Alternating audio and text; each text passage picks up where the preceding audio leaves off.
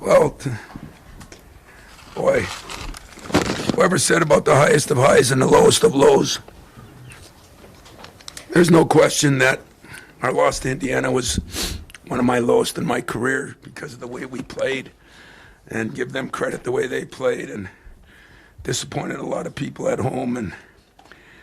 But to get back off the ground and do it, these guys did tonight, especially when they got down 16 and the place was hopping, and Terrence's, shirts and jersey and everything they did for him, which was really classy. In fact, speaking of classy, he just came in my locker room and congratulated me.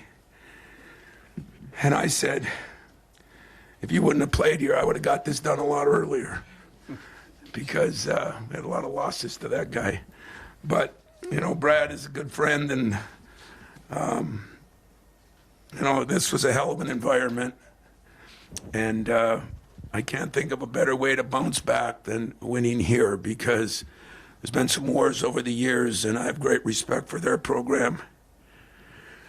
But wow, what a win for us. We played pretty well most of the way. We had some stretches early where we didn't, and they capitalized. But to out-rebound, to have 7 turnovers, which is a season low for a team that turns it over too much, was great. So I'll just answer any questions you got instead of rambling on.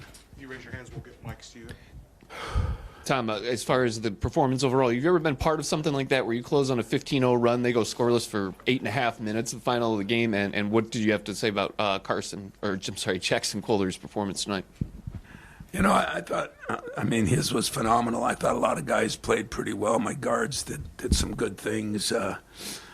But Jackson had one of those career nights. He hit a couple of threes, opened things up for us a little bit when we were struggling and down. And then we went to him in the second half, and I thought he responded. And give the players credit, too. They kept saying, Jay said to me, get it into Jackson, I'll get it to him. And when you have players talking about other players, that's always a positive. Tom, the part you mentioned with Jackson, he goes scoreless for a long stretch there and has a 3-point play and then hits the three, but the three's set up by the offensive board that you guys got. Wondering about the last maybe 5 minutes and the job that the guys did on the boards for you. Yeah, we felt that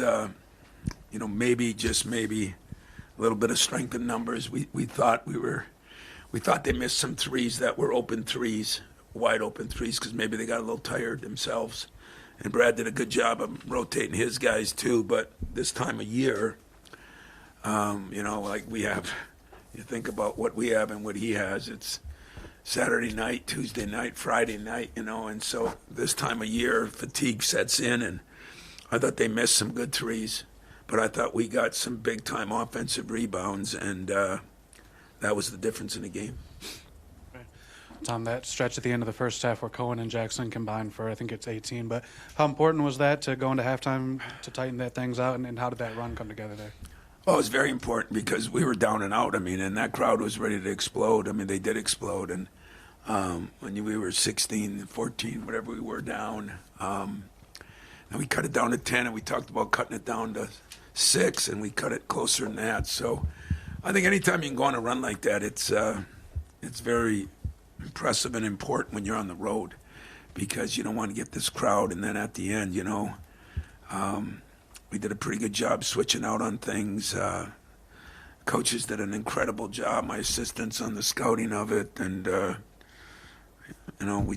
we played well, and I think they played well, and then I think they missed some shots. And unfortunately for them, unfortunately for us, I think there were shots that they normally make, some of them. We played pretty good defense because that's a hard team to defend, but they missed some good shots too. Tom, you were down 16 at one point in the first half, and you talked about the crowd. What do you think of the resilience of your group in this game? The way they were able to battle back and kind of flush that first half. Yeah, I told you guys a month ago that there's going to be some losses. I told you there's going to be some ups and downs. You look what happened today all over the country again.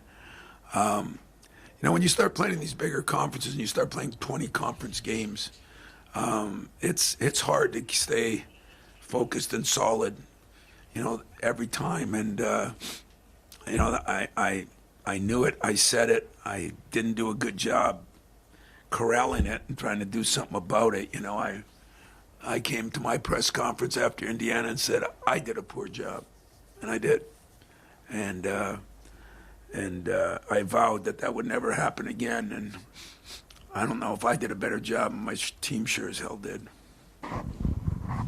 Tom, over here, I'm wondering, for you now that you've got the record to break Bob Knight, I know you've talked about it a little bit, but what does it mean, and what does it mean maybe for the rest of the team to get that now behind you? You know, I don't think it was an elephant on our backs. It wasn't on mine. I said it, and everybody thinks it's humbly. He won 3 championships. I'd turn that in for the record any day. I could turn it in. But what I am proud of is I tell each team each year there's something they have to leave here with that's different than everybody else. And this team, you know, will get to at least leave and tell their grandkids they were on the team. I remember when Mike Krzyzewski broke the record. It was against me. I was the sacrificial lamb in New York. And, you know, I just went down and I congratulated him. I felt honored that I played in the game, you know. Brad was so classy and everything. But what I'm proudest of, I think I looked it up a couple weeks ago, and I think I've had 148 players that I've coached that have been part of these 350-some wins. I've had 6 and 7 presidents and ADs. I've had, I think, 18 assistant coaches and trainers and different people. I mean, they're all part of this thing. But the greatest one for me, and I was impressed with the crowd tonight. I think there were 6,600,000 and some thousand people that helped me win 354 games. Fans, the fans in the stands. And that's what I think is building a program. And I'm proud of that.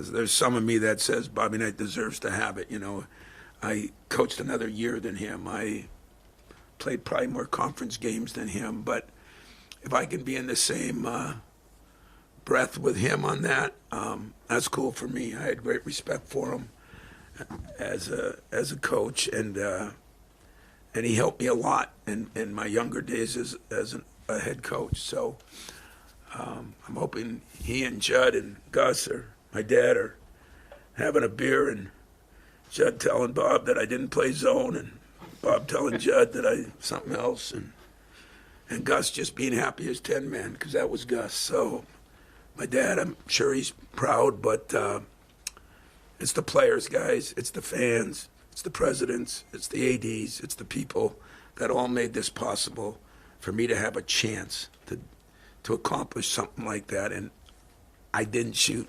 I didn't dribble. They did it for me, and I'm so appreciative of that. Tom, is this one of the better? Sorry, on your right over here. Is this one of the better finishes, better road wins you guys have had in quite a while, just given the environment, down 16, and what you guys were able to do? Yeah, I'd have to say it is, especially when, you know, Brad and I talk often. I love his AD. I think he's a guy that Josh gets some things done. He fights for things. And so there's respect here, you know, all the way back to the Bruce Weber days. You know, I've had a lot of, we played against each other for a lot of important things over the years. And I guess I was thrilled. I was kind of shocked. I didn't think we played that well early, and then when we got rolling, we just kept rolling, and they missed some of those good shots, and I'm going to sure as hell enjoy that ride home. You know, they can send us to Boston if the weather's bad up there, and I'm not going to care. Tom, you've had a number of bigs throughout your career that could stretch a defense, and how that changes things. And obviously, defenses are sagging off your bigs right now, but they made them pay tonight. What effect does that have on the whole game when Kohler's hitting those, Xavier hit one, and just how that changes things? You know, I'm glad you said that, because even Xavier, you know, I mean, he one of these days he's gonna come out of everything and get more of an opportunity. But Jackson has been working on it hard. stretching the defense. They've got multiple guys that can do it on Illinois. Hummerhouse and the big kid. He can shoot it really well, and that makes a difference. And I'm still in love with Johnson. I think he's the toughest. He's going to be a hell of a player in this league. But it does make a difference when you have a stretch four that can do that. And I think we have two of them. I mean, I think Book can do that. I just got to get him more and more minutes. We have time for one more here. Tom, I was going to ask you about Morez Johnson. Just what impresses you the most, man, about him? I recruited a kid on his team. I went and watched him play. He was already committed to Illinois. And I said, wow. And then when he was at our place, he came over and said hello, and tough, great hands, does all the dirty work. I think one of the best offensive rebounders. He's like my guy Antonio Smith, only he's got probably 2-3 inches on him and maybe even more skills. I think his future is enormous. I think he's got toughness, and there's not a lot of guys with toughness anymore. It's like illegal. Hey, thanks a lot, guys.